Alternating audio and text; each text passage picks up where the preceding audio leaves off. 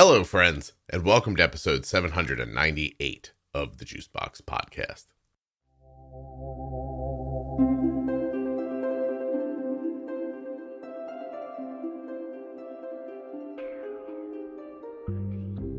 On today's show, we're going to speak with Kristie. She is an adult living with type 1 diabetes, and she's going to talk to us today about her journey through pregnancy. While you're listening, please remember that nothing you hear on the Juicebox Podcast should be considered advice, medical or otherwise. Always consult a physician before making any changes to your healthcare plan or becoming bold with insulin. You're on the internet constantly, clicking and tapping and swiping. I just need 10 minutes from you. Head to t1dexchange.org/juicebox. Join the registry, complete the survey. They're looking for people living with type 1 diabetes who are U.S. residents or who are the caregiver of someone with type 1. This is all you need to do. There's a great episode about why this is so important, but you're going to be helping people with type 1. You might be helping yourself. You're going to be moving type 1 diabetes research forward and supporting the podcast, all by filling out a survey. t1dexchange.org/juicebox.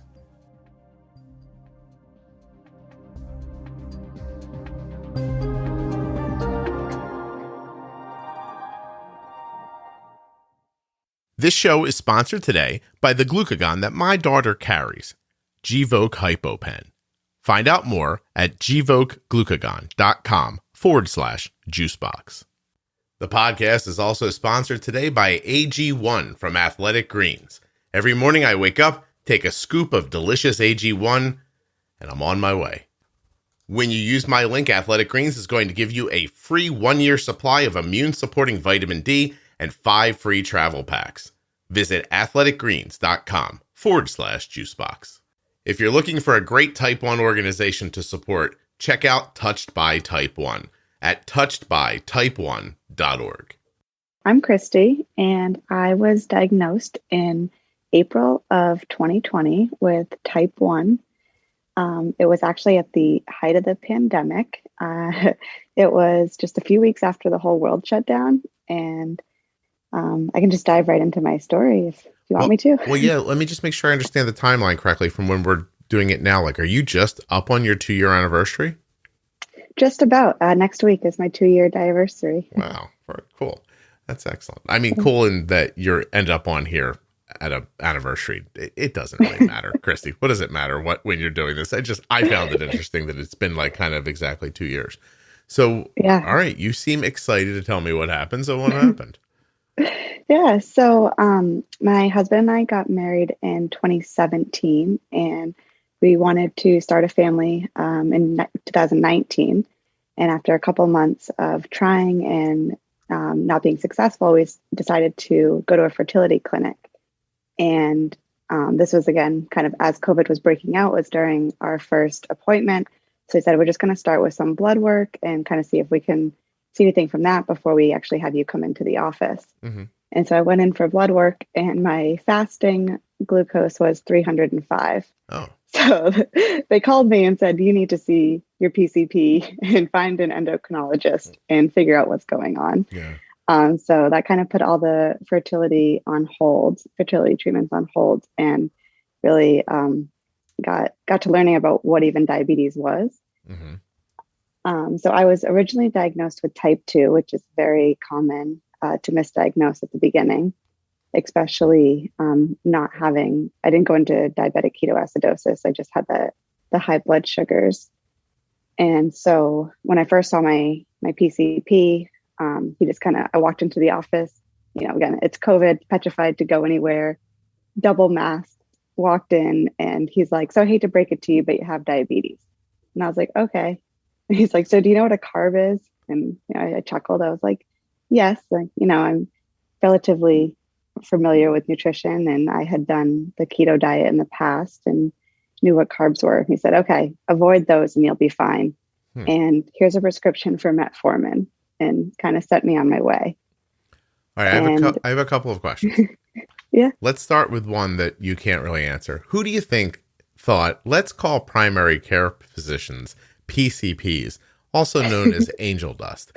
Do you know what I mean? Like, don't you always wonder, like, who comes up with stuff? Like, why is there no one in the room? Here's what I think. I think in every room where something gets named, you need a person like me who sits there and goes, I think PCP also means angel dust. We probably shouldn't use that. Instead of people just going, oh, primary care physician. Yeah, that sounds right. We'll do that. Anyway, because every time you say that, what I hear is, every time I hear angel dust, angel dust. My other question is, when you decide to have a baby, you want to try to make a baby. I'm being serious.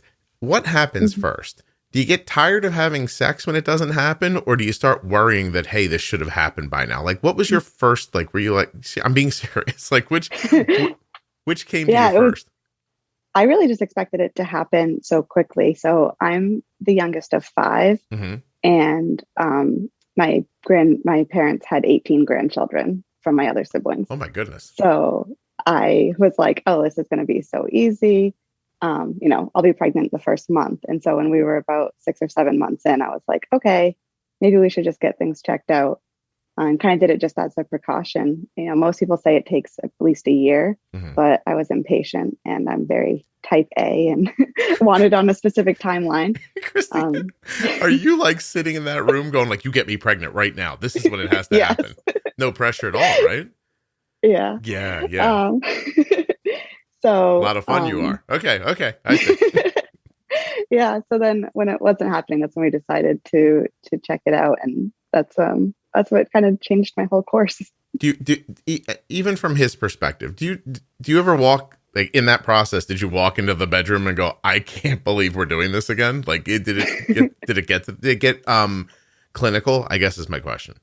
Oh, definitely. When you're trying for that long, it's like, you have all the apps and you're tracking everything. And, every morning I was checking hormones and it's like, okay, we gotta do it again. Yeah. Okay. So is it as bad as someone's like looking at their phone while you're having sex, or not quite that badly? It's not that bad. Bad. You still get to enjoy it. There you go. All right. Excellent. So wait, tell me again, your grandparents made like most of the people who live in a state. My parents, so I was saying my parents have 18 grandchildren. Your parents have 18 grandchildren. So between my 4 siblings, there's 18 kids. I see. So just even more specifically, your brothers and or sisters have no trouble knocking out the babies. Correct. How much of this? Sisters. All sisters. Okay. How much of this? Well, I'm probably skipping ahead. Oh, look at me. I almost asked the question that ruins the story. Okay, go ahead. So they put you on metformin, and then what happened? So I ended up going to Amazon and getting a glucose meter, and was taking my blood sugar kind of, a couple times throughout the day, and sent an email through the portal to my doctor saying, hey, I'm still seeing blood sugars around, 275, 300. And he wrote back, stop obsessing about your blood sugar. It'll take a few weeks for the metformin to kick in. Kick in? Is that how drugs work? They have to kick in? So I, again, being type A and impatient, called Joslin Diabetes Center and just said, I got blood work done. My A1C was, I think, 11.9. And my fasting, again, was 305. Mm-hmm. And so the operator was like, we will see you tomorrow. We will get you in right away. And they were able to do a virtual visit and correctly diagnosed me. And that day I had insulin in my body. So it really took kind of advocating for myself and realizing that it just, there was a difference between type 2 and type 1, and I just didn't fit the profile of type 2. Was I too harsh earlier? Were you calling your primary care physician PCP because he was actually on angel dust? No. Okay. I quickly dropped that doctor and found a new one after. Stop worrying about your health so much. Yeah. Well, I think the best thing was the day that he had diagnosed me with type 2 and put me on the metformin. I said, we're trying to get pregnant. Would this affect my ability to get pregnant, or does metformin, safe for pregnancy? Mm-hmm. And he said, with diabetes, you should just look at adoption. So that was the most heartbreaking sentence I'd ever heard. Wait, this was still the PCP guy? Yeah. Wow. What a bedside manner on him, huh? Right. It was a guy, right? There's no way a woman said that to you. No, it was definitely a guy. Yeah, I figured that out. Okay. Wow. How many people do you think right now are like, I don't know what PCP or angel dust is, and I don't understand why they're talking about it so much? Like what age do you have to be to understand that lingo, do you think? Probably 25 plus, 30 plus. Yeah. Yeah. I think if you know what Molly is, anyway, I don't know. Listen, I'm a funny person to talk about this. I only know these things from television shows I watched as a child. So, okay. So you got away from the bad doctor, who told you not to worry about who gave you metformin, not even a meter, sent you home. And then when you checked on your own health, told you, please stop paying so close attention to this. And by the way, you probably shouldn't have children. Yep. So no good information came from this doctor whatsoever. No, not at all. Jeez. Hey, did you know if you go to my link, contournext.com/juicebox, there's a place there where you could actually get a meter right through Amazon? I just wanted to throw that in for people because apparently you guys are buying stuff on Amazon. So please, you can still use my link. I know that was inappropriate. Let's move on, Kristie. So you get to Jocelyn, and I assume they give you, they do appropriate testing to find out that you have type 1 diabetes? Yeah, so they diagnosed me with LADA, with the, you had an episode on it, latent autoimmune diabetes in adults. Mm-hmm. So I was 30 when I was diagnosed. And when they looked back at blood work, I had a relatively higher fasting glucose a year prior. And my my great PCP hadn't flagged it or really done anything about it at the time, but it was evident that my pancreas was slowly losing its function. I assume that doctor just thought you had a sandwich before coming in. So yeah, they're like, that's fine. She probably had something with bread. Don't worry about it. Wow, what a go-getter. Jeez. Oh yeah. Does it make you look back at the other things that you had seen this doctor for in the past, and do you wonder through all of them? Well, luckily I had only seen him for about 2 years before. So I had just moved back to my hometown. And so I just started seeing him. Is this a case of a small town doctor or an older person? Very small town, rural hospital. Mm-hmm. Okay. Like the only doctor there. Yes. Yeah. Like if he doesn't kill half of you, it's a good thing. He's like, I saved half of them. What do you want from me? Right? Like that vibe? Yep. I gotcha. Definitely. Do you pay him in chickens? How rural is it exactly? Well, not that rural. Okay. So he took money and everything. Yeah. You didn't have to bake a pie in exchange for a thermometer or something like that. Which doesn't that sound better, by the way? It does. I was just going to say, with all the baking I was doing in March of 2020. And, all of us are inside we should bake something, cook something. I was making potato chips for a while. And do you have any idea how much time that takes? Well, that was the thing when he diagnosed me as type 2. I was like, wow, all the bread I made, and the cakes and the cupcakes, I really killed myself. That's something. And I had that assumption that that's how you cause diabetes. And of course, learned so much more over the last 2 years. So how long did it take you to, it sounds like you're the type of person who's going to dig right in. So, what was care like in the beginning? So at the beginning, definitely was a little bit more challenging because kind of everyone was telling me to restrict carbs. That, everybody said the long-term complications of type 1. And I immediately was like, I'm only 30. I want to live a long life. And I wanted to have, that flat CGM line. Mm-hmm.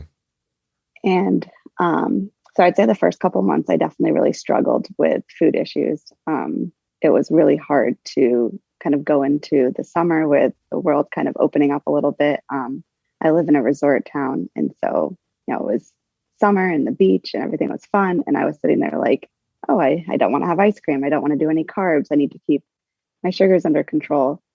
And just kind of, I just say those first couple of months, mentally were really challenging because I knew I wanted to prevent long-term complications, but thought that the only way to do that was to restrict.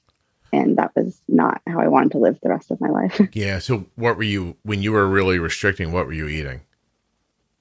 A lot of eggs, a lot of eggs and bacon, and chicken thighs and veggies, very keto based, kind of 30 carbs, 30 to 50 carbs a day. Right. Chicken thighs. That was so specific, Kristie. Oh, I hate chicken breasts, so I only do chicken thighs. Are you from the South? No, Northeast. No, Northeast, but you like a darker chicken meat. Yep. Little greasy. Look at you. How'd you prepare it? This has nothing to do with anything. I just need to know just in the oven. Just baked it in the oven. Yeah, salt and pepper. Interesting. Look at you. You're a different kind, Kristie. I like you. Okay. Kristie wants the thighs. That's for sure. You were like chicken breast. Ugh. Yeah, it's so dry. Who would eat this? Garbage. Exactly. So funny. Okay. I don't know why I was so amused by that. I was really taken by that. I was like, because most people would have just said chicken. You know what I mean? Yeah. You were like chicken thighs. True. Chicken thighs, damn it. Don't give me any of that white meat. The stuff that people say is healthy. I don't want that at all. That's excellent. Okay. So, all right. So you have a skewed vision of what you're supposed to be doing at first. I understand it, by the way, because for 5 seconds, I've said this on the podcast before, but it turned out my iron was very low. I was just unhealthy. But my dentist looked at me one day and said, "Are you sure you don't have type 2 diabetes?" And I was like, "I don't think so."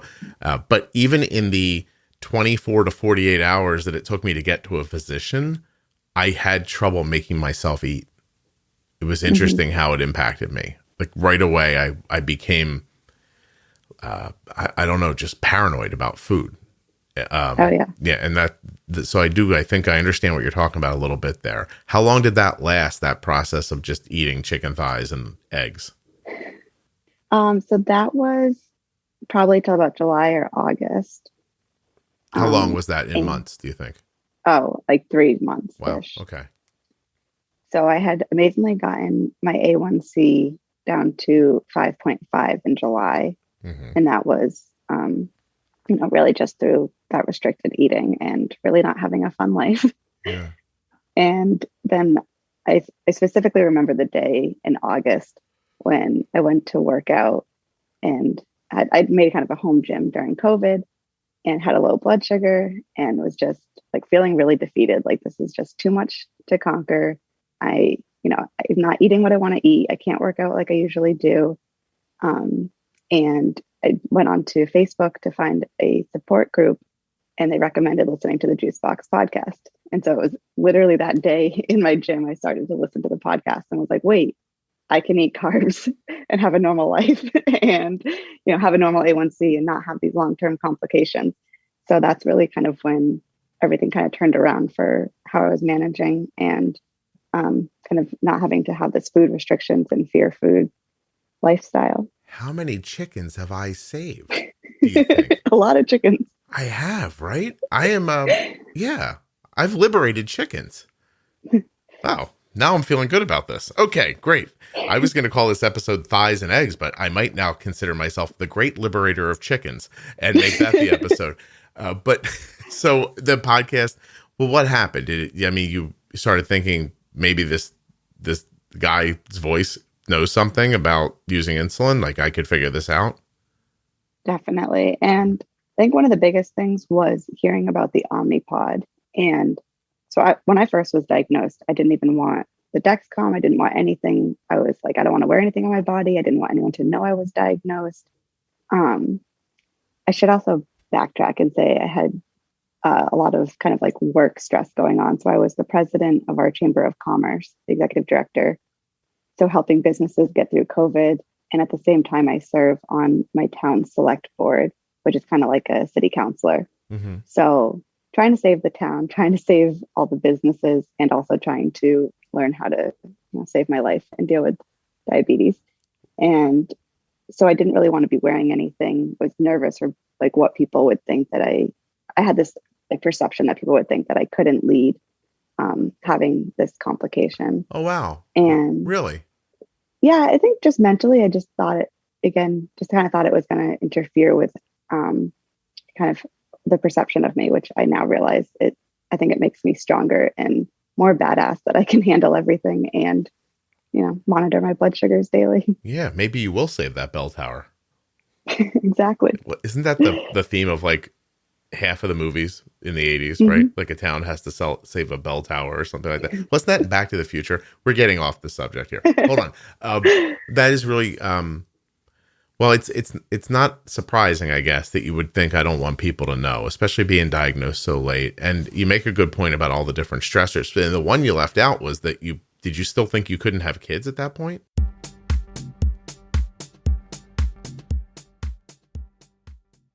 Gvoke HypoPen has no visible needle and is a premixed autoinjector of glucagon for treatment of very low blood sugar in adults and kids with diabetes ages 2 and above.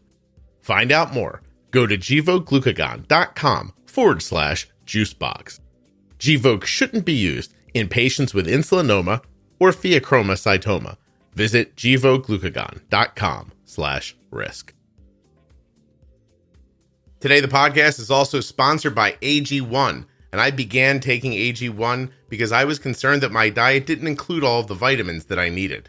Now, every morning I wake up, take 1 scoop of delicious AG1, and with that scoop, I get 75 high-quality vitamins, minerals, whole food-sourced ingredients, probiotics, and adaptogens. These help me to start my day right. This special blend of ingredients supports my gut health, my nervous system, my immune system, gives me more energy, recovery, and focus. And AG1 is lifestyle friendly, whether you eat keto, paleo, vegan, dairy-free, or gluten-free. And did you know it contains less than 1 gram of sugar, no GMOs, no nasty chemicals or artificial anythings? Tons of people take some kind of multivitamin, but it's important to choose one with high-quality ingredients that your body can actually absorb. And don't forget that when you go to my link, athleticgreens.com/juicebox, your subscription comes with a year's supply of vitamin D, which is also so important to add in these winter months. So go ahead and check it out. athleticgreens.com/juicebox. There are links in the show notes of your podcast player and links at juiceboxpodcast.com to Gvoke, AG1, Touched by Type 1, and all of the sponsors. When you click on my links, you're supporting the show.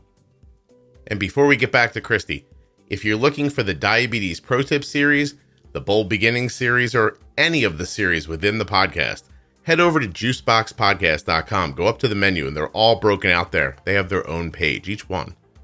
And if you're on the private Facebook group, and you should be, those same lists can be found in the featured tab at the top of the page. Juicebox Podcast, Type 1 Diabetes on Facebook.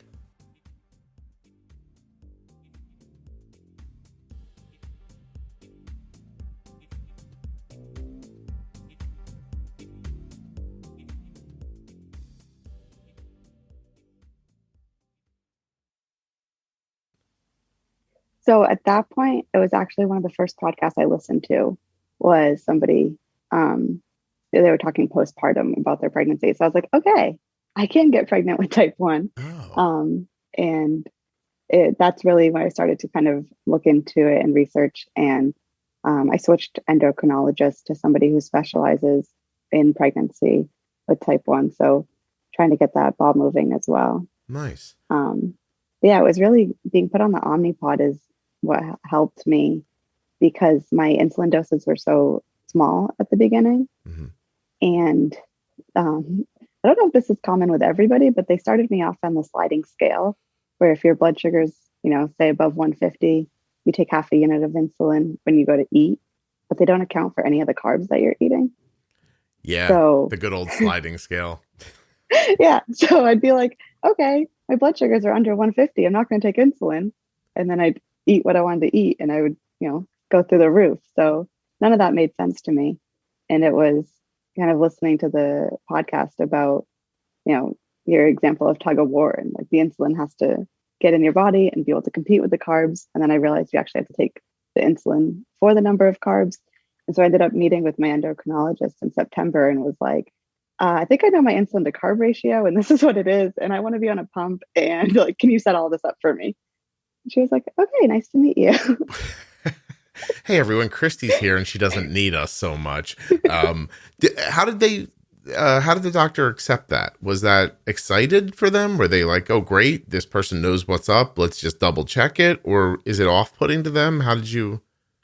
No, she was really excited. And I think, it makes their lives easier when they don't have to do as much work or, constantly over explain. Like, I feel like one of my first appointments, they again always go into what the long-term impacts are and all the complications. And, she kind of started off with, you seem to already have a good control on this. And as long as you kind of keep maintaining it, you'll be in the clear. Mm-hmm.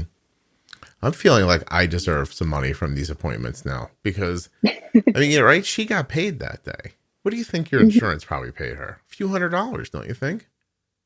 Well, that was the thing during my pregnancy. You have to meet every couple of weeks, and she'd be like, well, I'm not going to make any changes because you already did. It was like, yeah, I already did all of this. I don't even need an endo. Don't forget to pay us on the way out. And then Scott doesn't get anything. Yeah. Basically, this baby, let's just jump to the end. Is this baby's name Scott? Yes or no? No. Ah, damn it. Okay, that's fine.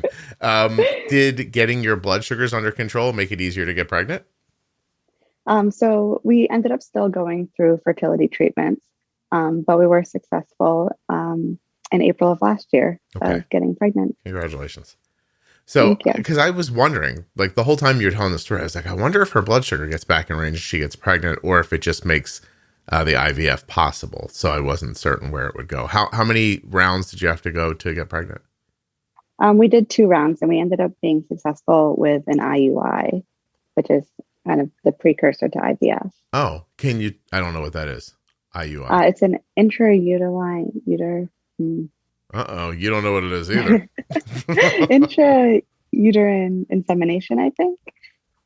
And intrauterine insemination. Yeah, just go. So what is, they just like, is it like turkey baster time? Is that what they just took the boys and jammed them? Yeah, I got you. All right. I figured you need a lot of big words for that, so it doesn't sound like what it is. I understand why they do that. So what's the difference? Can I ask, like, I can't believe this. What's the difference between your husband's penis doing it and whatever they use? Do they take it more to the source, or so it doesn't have to travel as far? Yes. Yes. Got it. They have the tube goes a little bit deeper, so drops it right on the eggs. So they don't have to go for the walk first. Right. I gotcha. And so that ended up being successful, which we were about to start IVF, and we're very lucky. Mm-hmm. Yeah. Well, yeah, it sounds like it's an easy, not easier. Well, maybe easier, but also probably less expensive and a number of other things. No drugs, right? We still use drugs just to try to increase the number of eggs to ensure that it will be successful. But I would say typically IUIs have a very low success rate. People do a couple just to try before they go to IVF. Oh. So I was very lucky to be successful. And I really think I had kind of everything in line with my blood sugars. I had gotten diagnosed with Hashimoto's in the fall and had to kind of get my thyroid under control. And so it wasn't until about January. So that was kind of 8 to 10 months after being diagnosed with type 1 that we were able to start resuming the fertility treatments. Oh, and the Hashimoto's came after the type 1?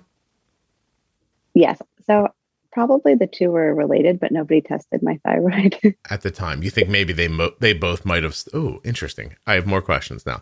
Anyone else in your family, like all those girls that you're related to, those sisters, did they have any autoimmune stuff? No other sibling, but both my parents have hypothyroidism.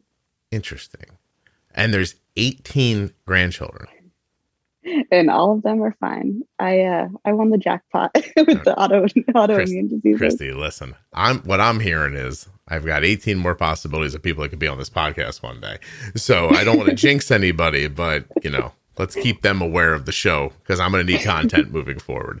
I mean, that's really going to be interesting for you. I obviously don't wish any ill will on anyone, but 18 people descended from 3 of your sisters. You gotta I wouldn't bet on it, but maybe I would. Like maybe I'd start like a raffle thing or something where you bet money on the kids. Or it seems wrong. Let's take that back. I don't mean that, but I do think it would. When you pick the squares for the Super Bowl, right? I don't think you should do this, but it's a delightful. I don't know why I'm amused by this idea. I know I shouldn't be, but yeah, you put all the kids' names on a little chart, and people lay money on it, and somebody wins the pot one day.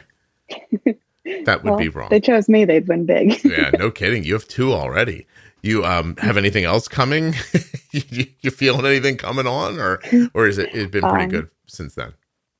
No, it's been pretty good since then. With pregnancy, I was definitely at risk for preeclampsia. Mm-hmm. And with that, they think that's also an autoimmune. And I ended up with postpartum preeclampsia. They think preeclampsia is autoimmune?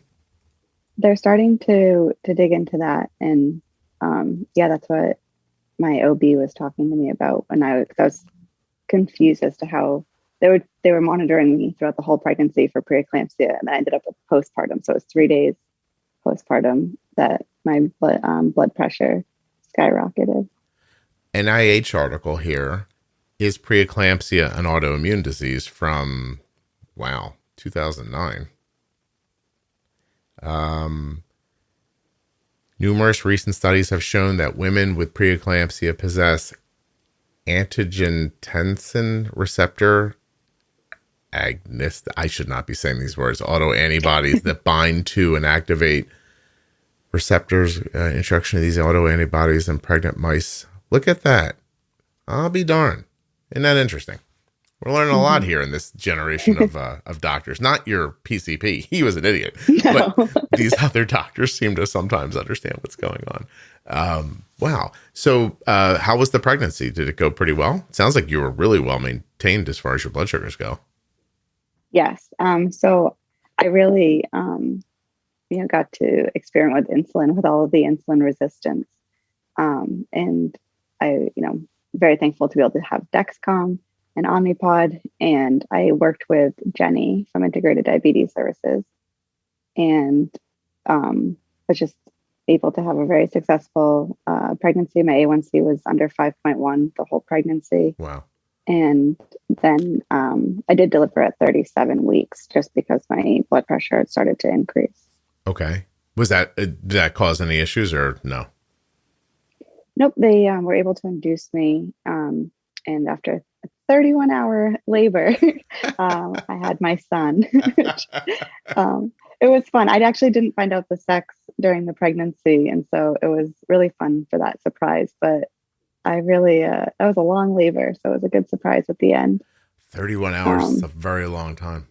You were like, and just 31 hours later, just a day or so later, the baby came out. Well, he definitely wasn't done cooking yet. You were just done baking him. That's all. So, yes. How much did the baby weigh? He was 6 pounds, 8 ounces. Nice. And at any point, did we consider naming him Scott? Unfortunately, no. Was it ever joked about? Nope. Did you ever think of it in the back of your mind for a split second? Hey, the guy on the podcast is probably going to want me to name this baby after him. Maybe. Really? All right. That's enough. No, you didn't even think about it. All right, fine. That's all right. It's healthy for me to know you didn't think about it at all. I appreciate that. It's good for me. And even if you did think about it, lying to me is the right way to go. Because it makes you sound like a bad parent, really. So nice, healthy baby. Everything's been good. Yeah. How long ago did you give birth? He's 3 months. Wow. So new. Yes. Oh, you're making me sad. It's been fun. Yeah. It's the best time, really. I'm just, my son's finishing up college and you're making me sad. You're gonna make me sad. Don't hold on a second. I have like a little air on my face here. I don't want to get all like sad. My kid's, he's in his last few weeks of college. It's his last few weeks of college baseball, most likely, unless he goes and plays a grad year somewhere or something like that. So it's just a lot of things coming to an end in my life that I thought of as what my life was about. You know what I mean? Mm-hmm. So, yeah. Try to enjoy it. I just went back to work and just dropping him off. We're lucky. Both grandparents live in the same town. So the grandmothers are watching him and just dropping him off at daycare. It's like a huge adjustment. And we cried and it's like, well, this is just one phase and we're going to cry at kindergarten drop off and high school and college and everything else. Yeah. I cried when Cole got on the bus for kindergarten the first time. I went back in the house and basically fell apart. My wife's like, are you okay? Then she laughed at me for a while. It was not pleasant. But I was very upset. I had been with him like every second for 5 years, basically. And then all of a sudden I just put him in like a giant, like tin can missile with a lady I didn't know. And I was like, here, you can drive him away now. And it's very upsetting. I will tell you that I know everyone's going to say it to you and you're going to think you're hearing it. But it goes by way faster than you think it's going to. There's no way to prepare you for it. Because days feel like they take forever and weeks feel like they take months and months feel like they take years. I know that like while you're living life, you can't tell the passage of time, but it is absolutely shocking how quickly it happens. So, yeah. Trying to enjoy every moment. Yeah. Do your best. It is, it's the one thing I wish I could fix. Which is time passing. And I don't think I'm going to figure that out. I figured out the diabetes thing pretty well, but I wouldn't look for a Scott Stops Time podcast coming anytime soon. I don't think I can, although I guess if I figure it out, I've got all the time in the world, but that's not the point really. That's true. Yeah. I haven't been working on that is what I'm saying. If I do, I will, I think I know exactly some of the days I'll go back to and just sit around and stare at for a few years. But anyway, are you thinking of more children or are you going to like stick with the one baby situation for a while? I think just one for a little while. With having kind of the postpartum preeclampsia, I think that was a lot. So for anyone who doesn't know, that's high blood pressure. And it was just like one more thing to manage. So I became a new mom, was managing blood sugars, and then all of a sudden had to take my blood pressure a couple times a day. And, just be on the lookout for all the different symptoms of high or low blood pressure. And it just was a very overwhelming experience to kind of be thrown at everything at once. Was your husband working? Were you on your own during the day? He had 3 weeks of paternity leave. Okay. It's still, you did it for over 2 months. How long did it take the preeclampsia or has it not resolved? It has not resolved yet. Wow. What's the expectation? They say it can take days, weeks, or months. Well, that's a polite way of saying we don't know. Yeah. Kristie, all the measurements we have for time?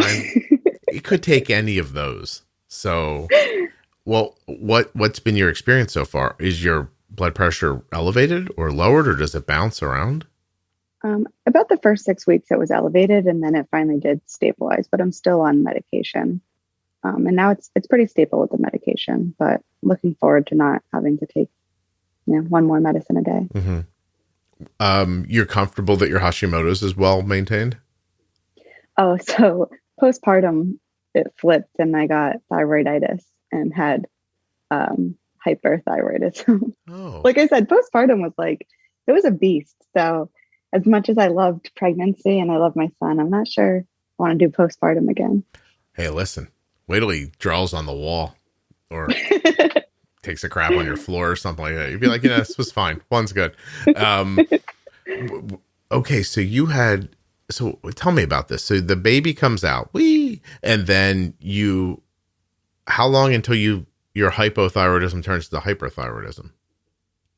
So I'm not actually sure. And they didn't diagnosed me until 12 weeks, but every time they checked my TSH, it was extremely low, and they just kept reducing my medicine, check it again, extremely low, reduce my medicine.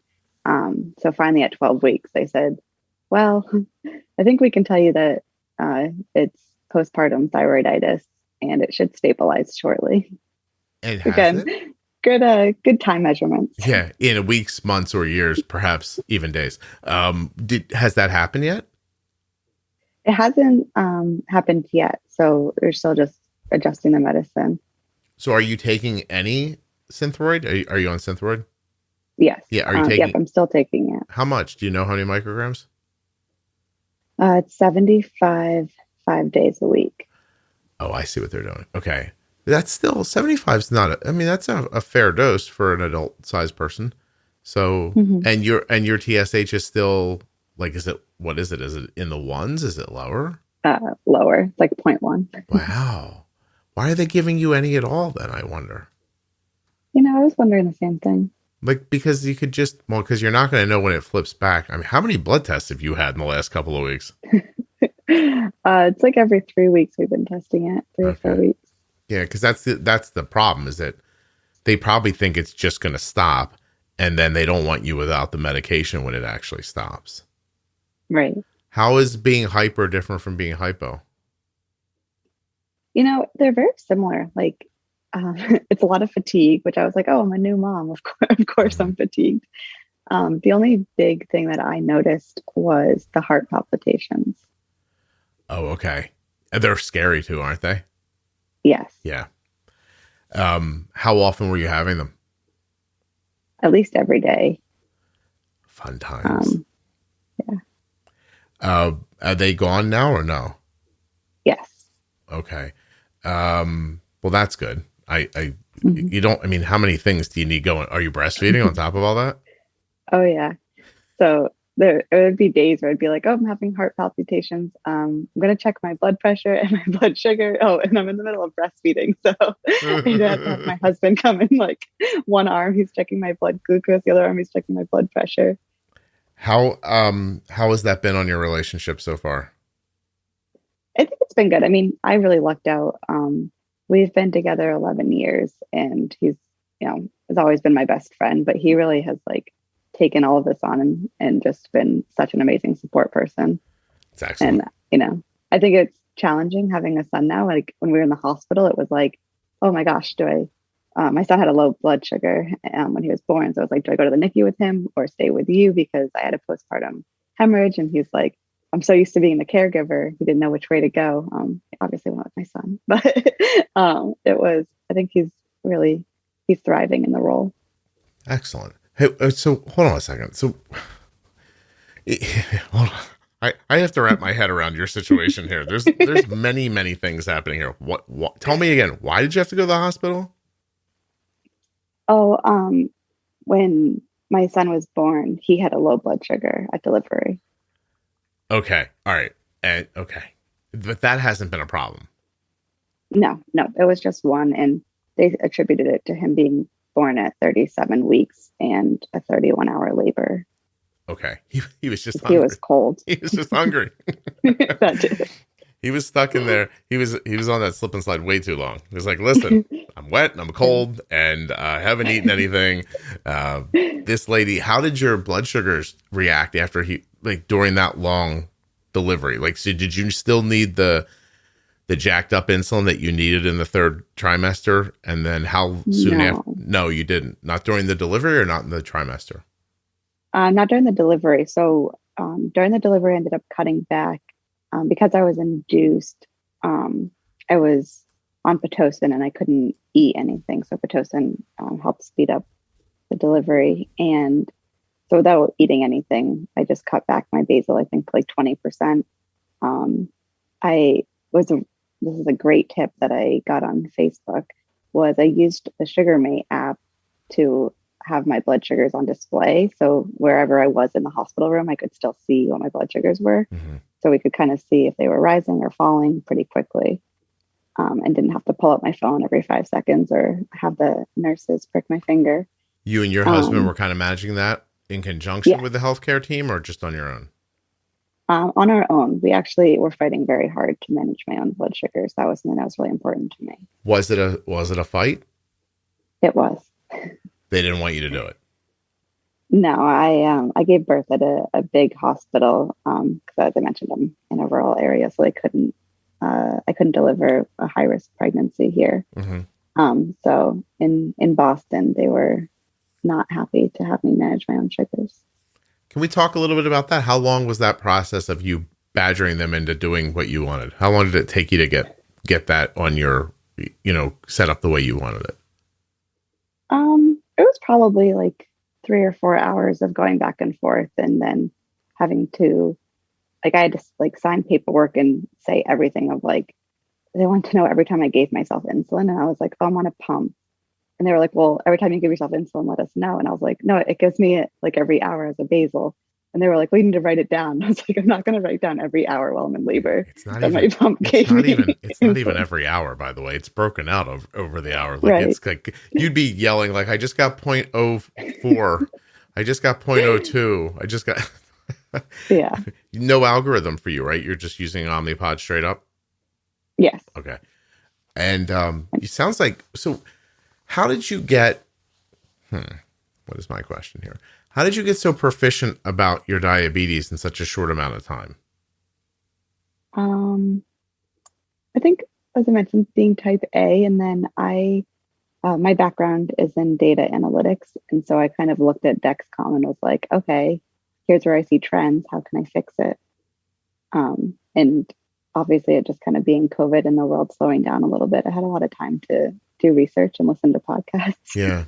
No, I understand. Time really is like time to look at it and enough understanding to make sense of what you're seeing. Right. That's it. Yeah. And I think it just really helped some of like the things that I had early on. You know, I had worked with a nutritionist who had type 1, and she was telling me how important it is to pre-bolus. So basically, since the first day that I started using insulin, I was pre-bolusing. And then I was learning that other people were like, oh, I don't pre-bolus. And I was like, no, you have to. That's how I was taught to use insulin. So it wasn't difficult for me to start introducing it. Right. So as soon as I think I'm going to have a snack, I take insulin and I set a timer for 15 minutes. Wow. Good for you. It's that easy. Not all the time. No, I was going to say also nothing about this story is really easy. I mean, you had trouble getting pregnant. You had trouble getting through to a doctor. I mean, you get pregnant, there's issues with your pregnancy. Your Hashimoto's is, morphing in and out like a bad sci-fi movie, just turning from one thing to another.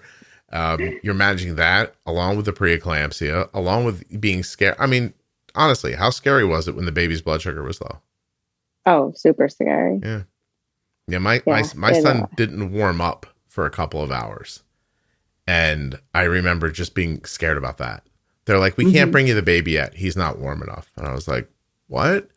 And, there was a knot in his umbilical cord when he came out.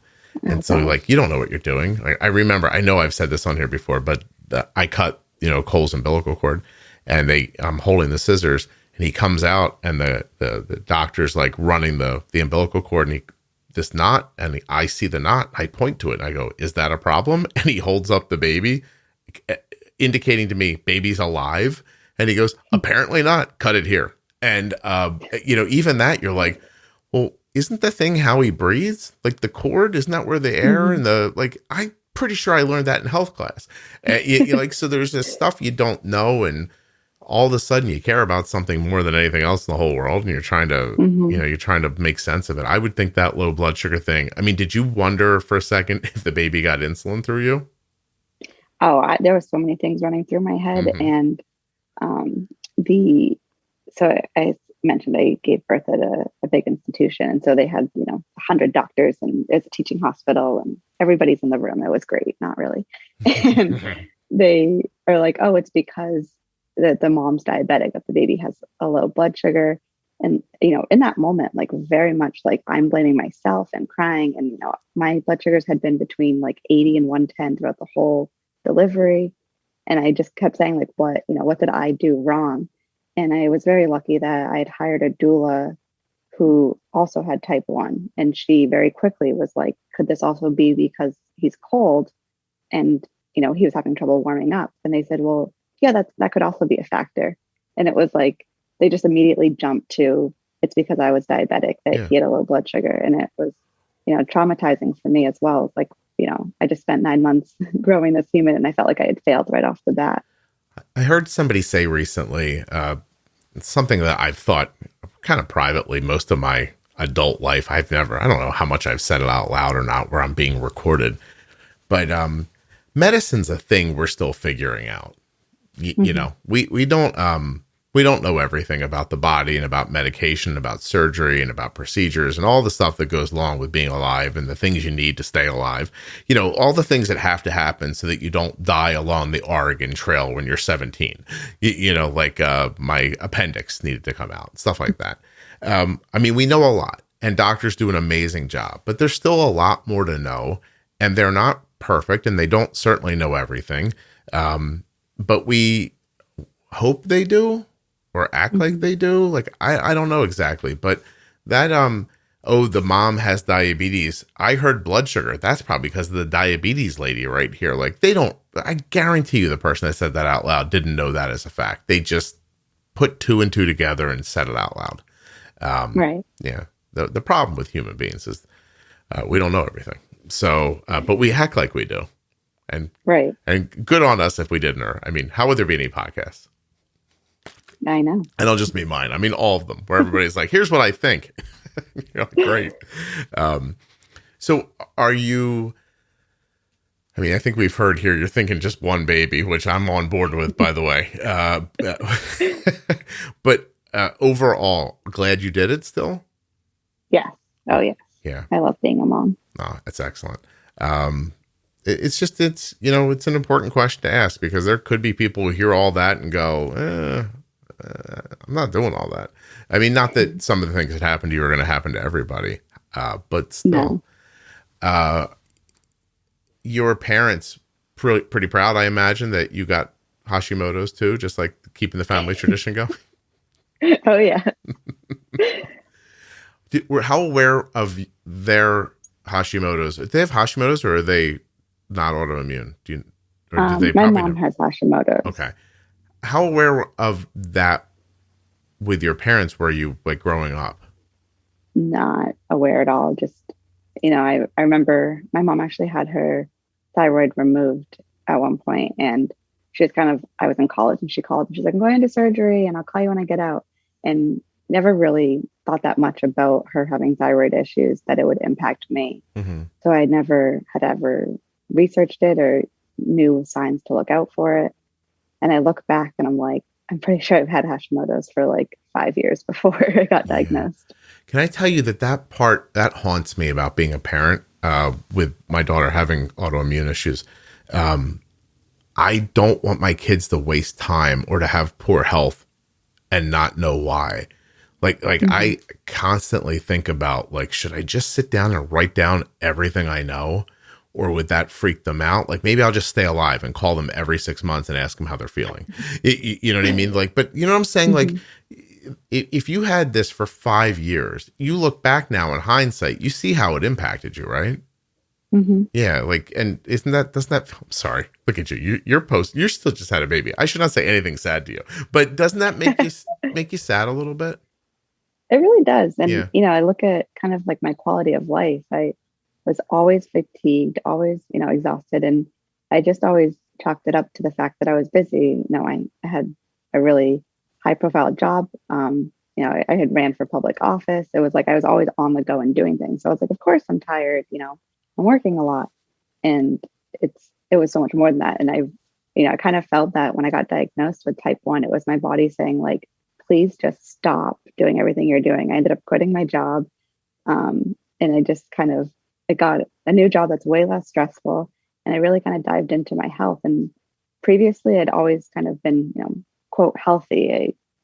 I was a runner. I was a spin instructor. I ate healthy. And so, like, on the outside I looked healthy, but I felt like on the inside, my body was just kind of overstressed and overworked. And this kind of helped me stop and reevaluate life, which I think COVID did for a lot of people. But it was really kind of this diagnosis that made me pause. Oh yeah, there's a ton of people overthought things, because I can't go into any store now and get service with any kind of expediency. People are like, we don't have enough. There's not enough people working, or it's my first day. I'm like, okay, I'll stand here. Just yeah. Everyone lost their will to make money. I need you all out there again. Get out there. I didn't stop making this podcast. You don't get to stop going to work. Damn it. Yep. Just live the American dream. Work yourself into the ground and die. All right.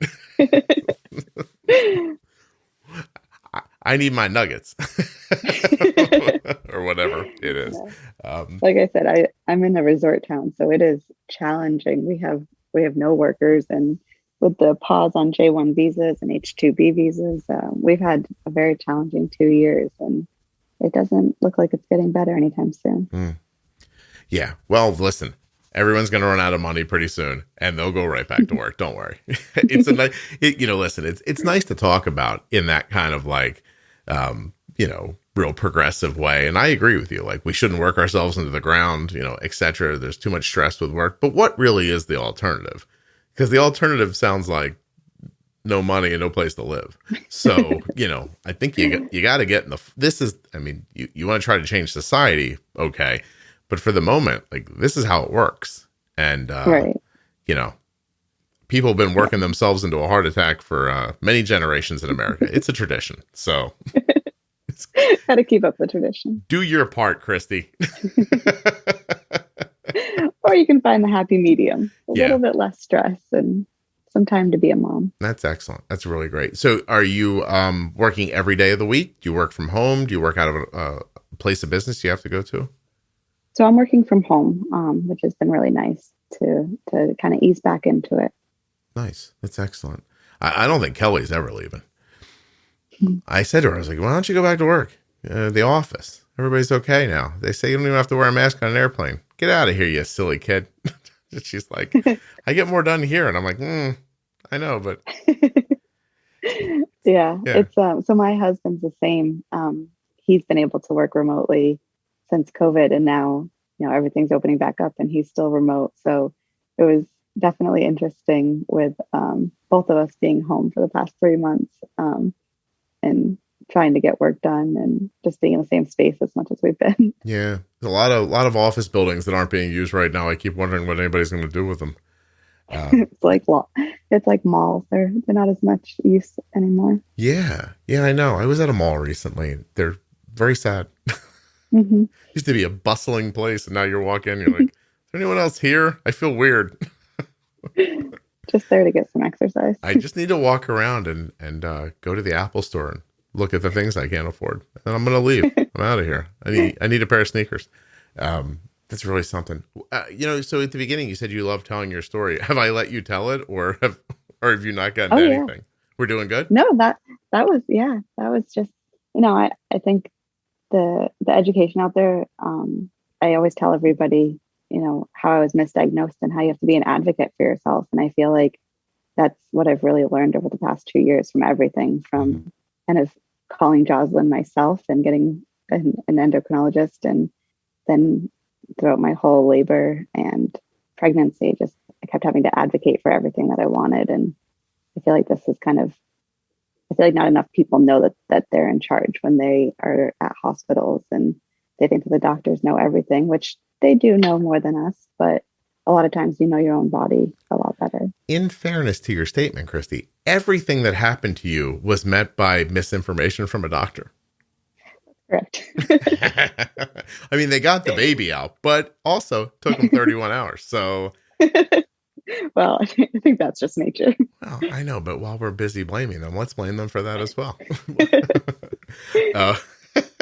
Yeah, maybe the 31-hour thing, no, but everything else from the original PC, I guess you were pretty happy with your OB, right?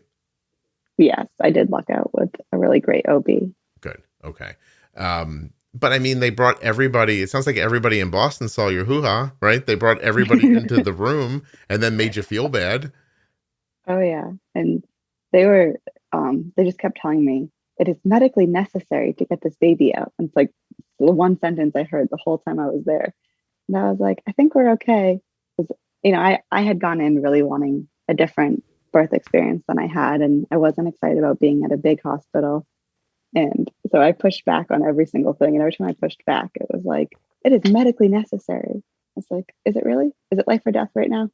Once we reach life or death, I'll give in. But until that point, I'm going to keep advocating. Good for you. That's really something. That's great. What else? Is there anything I didn't ask you that I should have? Not that I can think of. I feel like we did such a good job. I'm just looking up and it hasn't been quite an hour. And I'm like, we did it. But usually it takes longer than this. Did I not talk as much? Is that what happened? I feel like I talked a lot. Yeah, I'm thinking people are like, yeah, well, here's what happens, Scott. You shut up and let her talk. And that's how we got the story.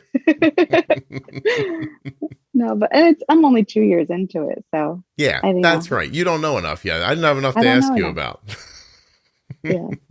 Well, what about, there's a couple things for me to ask you about. So did you find the episodes of the podcast where we talked about pregnancy, the pro tip? Did you go through the one person who I interviewed at every step along the way, first, second trimester, all that stuff? Did you hear, was any of that valuable for you? Oh, definitely. And really just hearing experiences, and, it sounds so cliche, but it's like you don't understand things a lot of times until you can see it in somebody else. And so I felt like even with listening to the podcast of, that first episode I listened to, it was a very similar story. You had talked to somebody who had gotten diagnosed at 30 and kind of how she was navigating, she had changed jobs and trying to navigate that. And it was like, hey, here's somebody kind of like me going through the same experience I am, and they're okay, and I'm going to be okay. And then just hearing successful pregnancy stories was like, okay, I can do this too. And I was very prepared at every step when I would know when the insulin resistance was going to hit. And, I was able to look at my Dexcom data and be able to evaluate things. I didn't want to be looking in the rearview mirror constantly of like what was happening the week prior. Mm-hmm. But I would say I'd also know, okay, I remember that as we're hitting, week 32, the resistance was going to kick in a little bit more. And so I would know what to expect and also be able to look at what was happening. Oh, that makes me happy. I'm glad. I just think it's so cool. Like, really, you didn't need to name the baby after me. I was teasing you, but I'm just happy that you had a better experience because of this thing we put together here. It's oh, definitely really cool. I mean, I think about it. I was like living this life of not eating carbs, and I know that some people choose to do that. And there's a lot of days where, if I've had a roller coaster day, the next day I'm like, I'm going to go easy on the carbs today. But I like having the choice of, okay, I can go easy on the carbs today, or it's my birthday and I'm going to eat all the cake. And now I know how to dose for it. I have the tools to be successful. Yeah.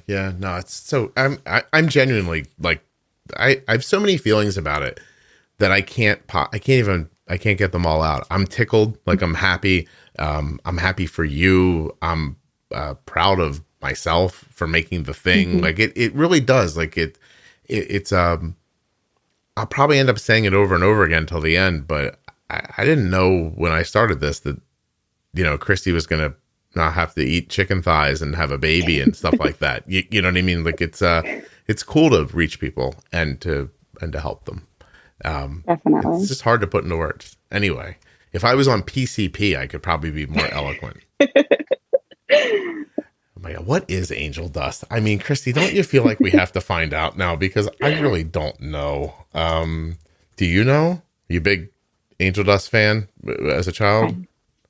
Nope, I wasn't. You don't strike me as a drug user at all, by the way. No. Okay. Phencyclidine? Okay, here we go. Phencyclidine or phencycloflix, I don't know. Piperidine, PCP, also known as angel dust, among other names, is a disconnective hallucinogenic drug used for mind-altering effects. PCP may cause hallucinations, distortions, perceptions of sound, and violent behavior. Is this like when they talk, oh, you can smoke it? Snort it? Look at this. Kids, stop listening. Looks like, oh, wow. There's all kind. It is not a good thing. I'm not saying that. Nobody do angel dust. Schizophrenia. What happens here? Wow. Can you get flipped into being a schizophrenic by smoking the angel dust? Definitely don't do that, kids. No drugs. I want to say right now, Kristie, who is delightful, doesn't do drugs. And I've never done drugs either. And you can actually believe that. I just know PCP is angel dust. That's all I know. That's the extent of my knowledge. Will you stop your child from smoking the weed 20 years from now when they try? Oh, they're going to have to try if they want to. Okay. It's completely legal now. Did you hear cops can smoke weed now? Really? I swear. Kristie, do you mind if we take the end of your episode to look up things that I've heard but haven't had time to look into? I think in New Jersey. Oh, okay. In New Jersey, the Jersey City mayor says cops who use marijuana, even if they're off duty, will be fired. But that's not what I heard. I heard New Jersey cops won't be banned from smoking weed. So I guess you made it Oh, it's going back and forth. It's turning into a political thing. So I guess they made it legal. So how do you stop somebody from doing something illegal, right? Like vodka's legal, so a cop can go home and have a gimlet if they want to, right? So if you make the weed legal, why can't they go home and have an edible or smoke?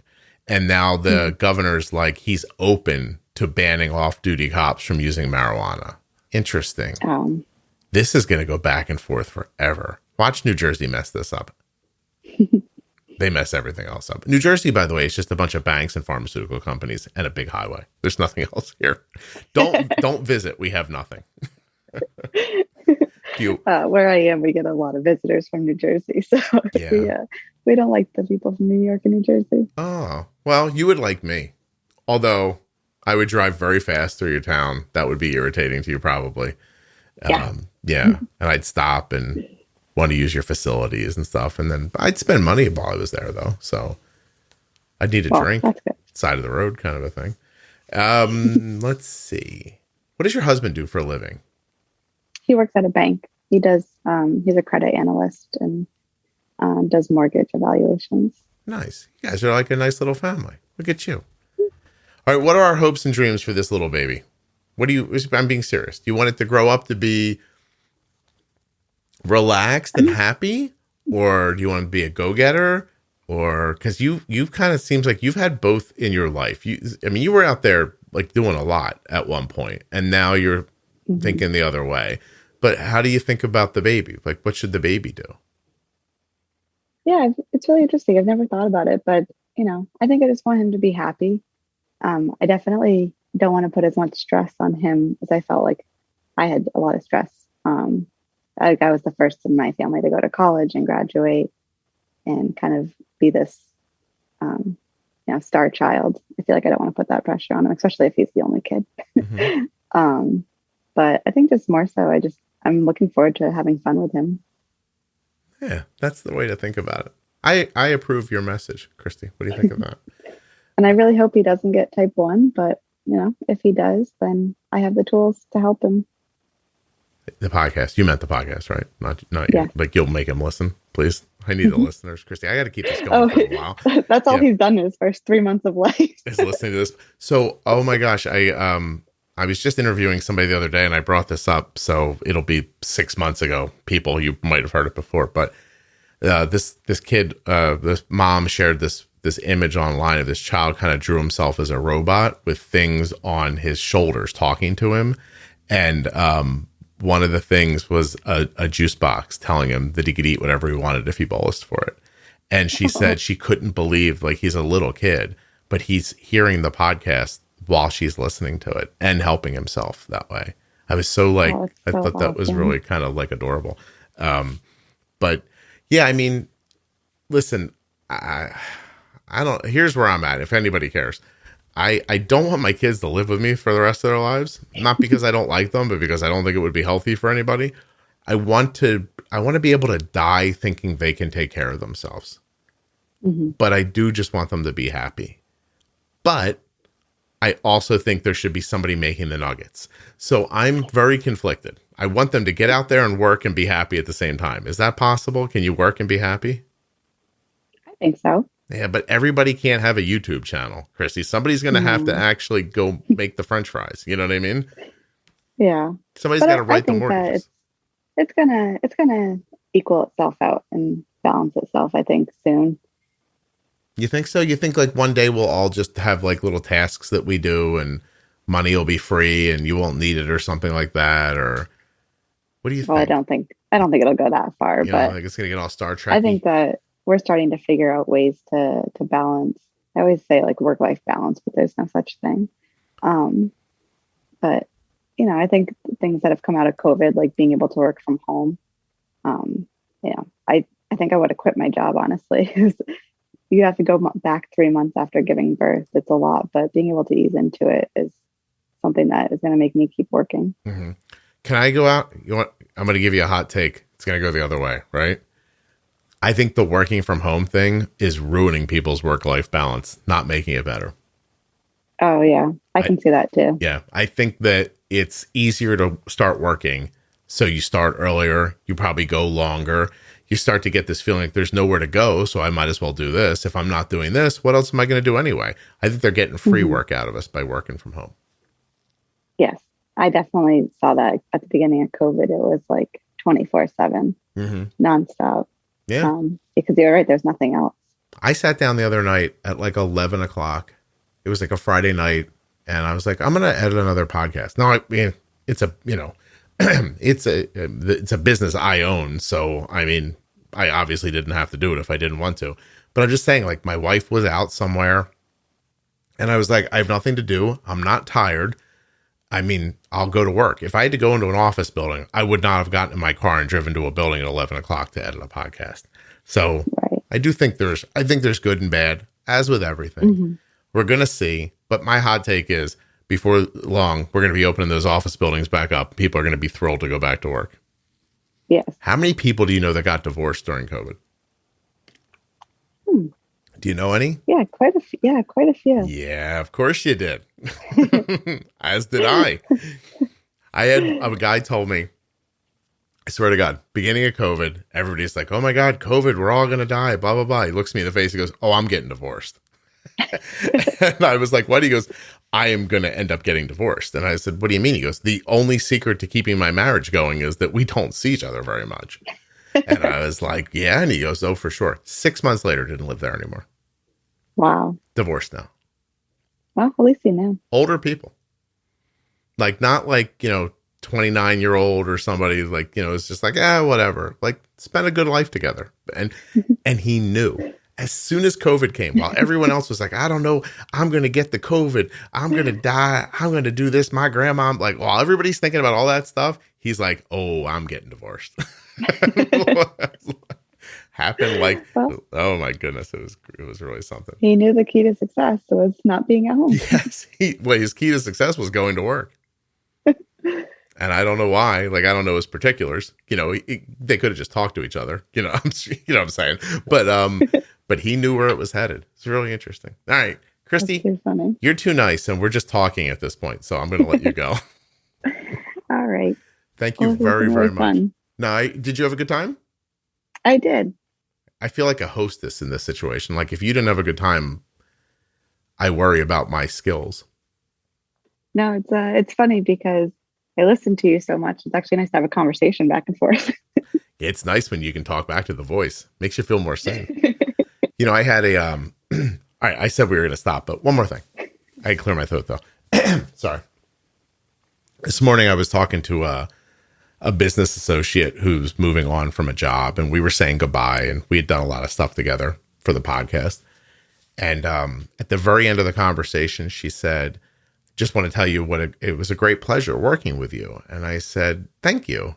But part of me is like, well, why, but I didn't say why, but she just went on into it. And she said, you're such a great facilitator of good conversations. And then that got in my head, because then we got on, and like 15 minutes into this, I started thinking, am I doing a good job in this conversation? Because I can't tell. So the secret is that if I am a good facilitator of conversation, it's not something I'm setting out to do. It's happening. Does that make sense? Mm-hmm. Right. And so then I got into my head and I was like, am I doing the thing that makes me good at this right now? Like, I actually I was a little twisted up in the first 15 minutes we talked, because I had her voice in my head telling me, you do a good job at this. And I was like, what does that mean? Mm-hmm. So anyway. Freaks you out. You got a little stage fright. I got a little freaked out. Hopefully no one will notice.